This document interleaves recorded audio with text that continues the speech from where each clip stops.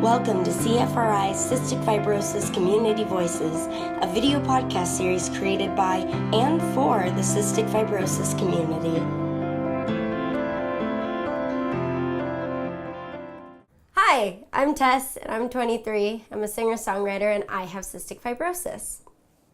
I was diagnosed when I was 5 months old because the newborn screening panel hadn't included cystic fibrosis at that time. I have no recollection of this, but apparently I was born a healthy baby, but when I got home, I was crying a lot, I was in pain, and I was constantly hungry. My doctor said that it was, at that point, too complex for them and sent me to Stanford. And Stanford ran endoscopies and colonoscopies and a bunch of tests and blood draws, and they couldn't really figure out what was wrong with me. And then finally, I should say not finally, but eventually I caught pneumonia and I was given the sweat chloride test and they diagnosed me with cystic fibrosis. And my mom kind of says that she, like that old witch's tale of the salty babies dying early, she says that she wished she had known because I was very salty whenever she kissed me and that should have been a sign of something, but no, it took until I was 5 months old to be diagnosed. I was a very happy adolescent. My toddler years, I was difficult because what toddler isn't, and my older years, it was really normal. I did my best. I breathed nebulizers. I took my pills, and it was my normal. I mean, some people brush their teeth every day. Some people don't want to floss. Some people say they'll floss and then don't floss. That was never an option for me. It was my normal and I didn't have any other choices. I had to do my treatment. I had to take my pills. I had to do everything. But it wasn't a problem because I was so young when I was diagnosed. It was normalized and my family never made me feel strange for it.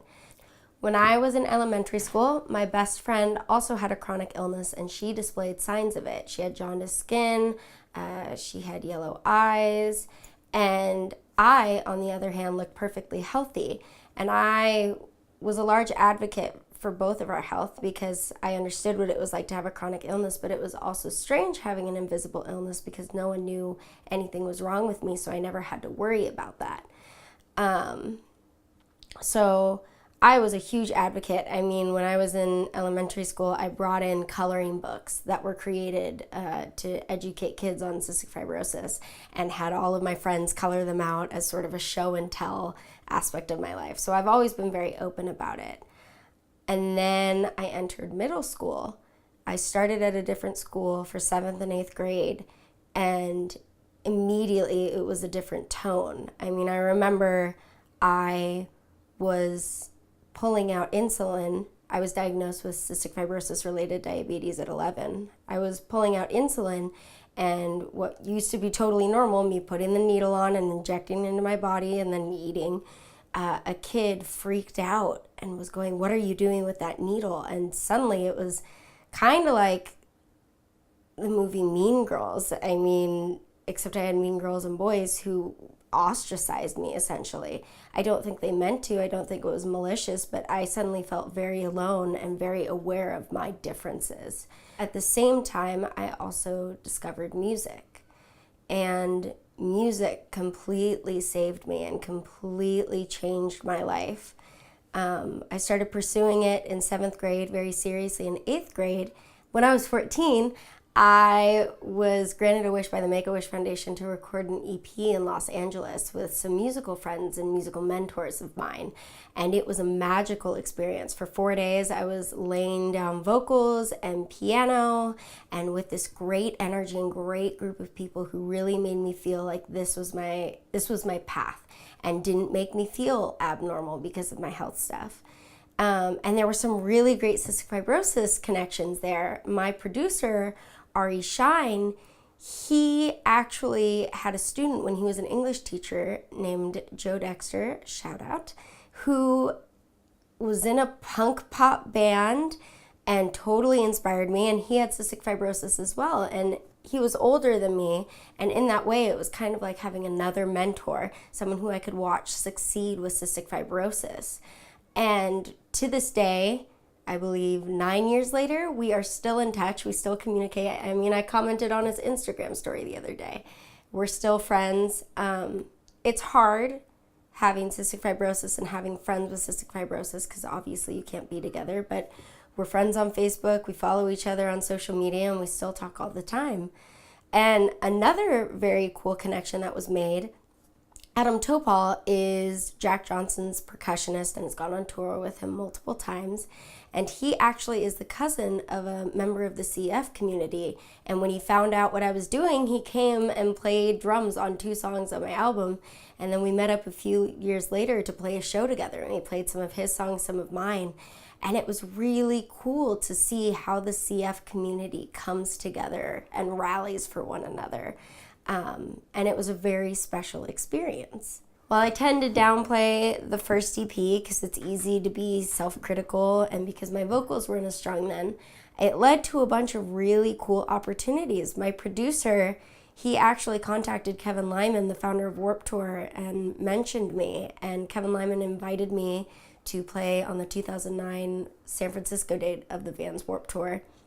And that led to incredible opportunities of playing for 7 years. I played 2010, 11, 12, 13, 14, and 15 as well.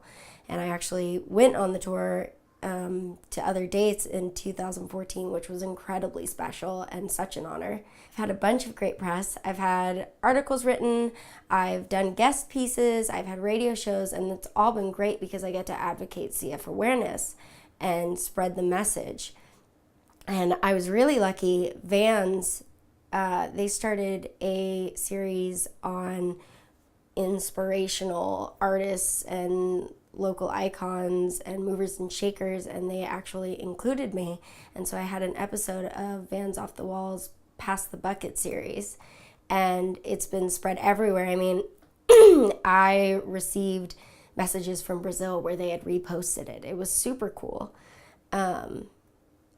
One thing that cystic fibrosis has really created is a strong bond with my family, and especially my mom. She's my best friend. I tell everyone that. We spent quite a lot of time together with hospital stays and drives to doctor's appointments and whatnot, endocrinology, pulmonology. I was diagnosed at 6 with epilepsy, so neurology appointments.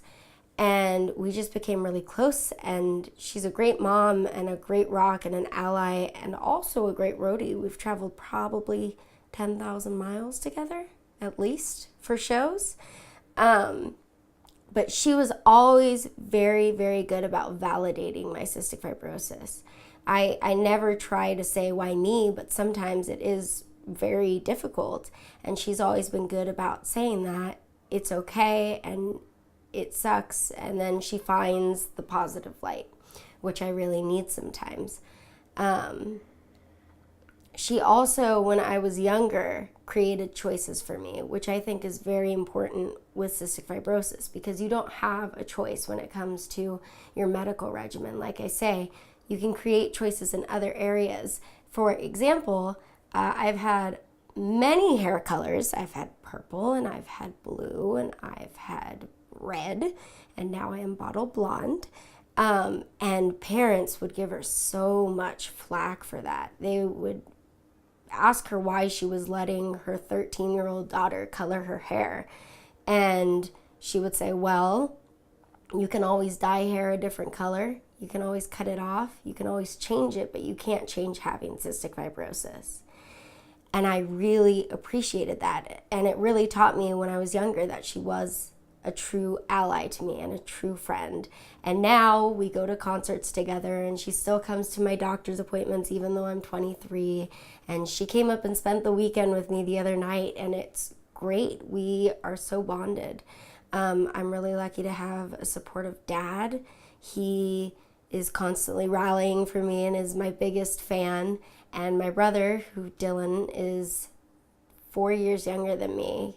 We get lunch and dinner together all the time now that we live close to each other. He's going to my old college.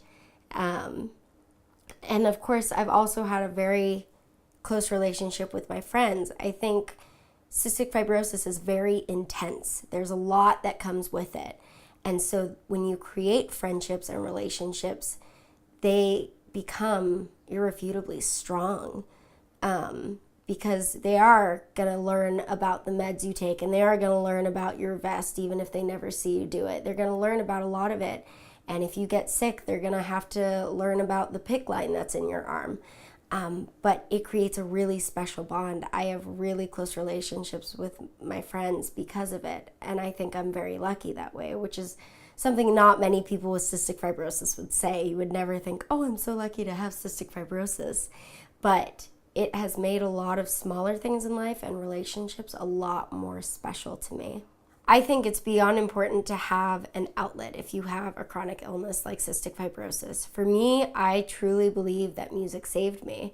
I felt alone, I felt ostracized, and without music, I probably would have continued to feel that way. But instead, it created this environment for me where I could go and write a song about what I was feeling and release that emotion.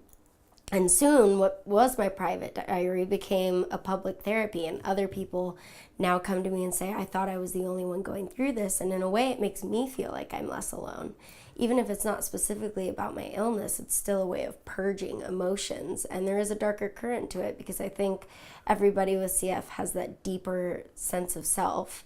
So yes, I believe that it is key to have an outlet and find a healthy way of coping, because life with cystic fibrosis can be very special and very dear.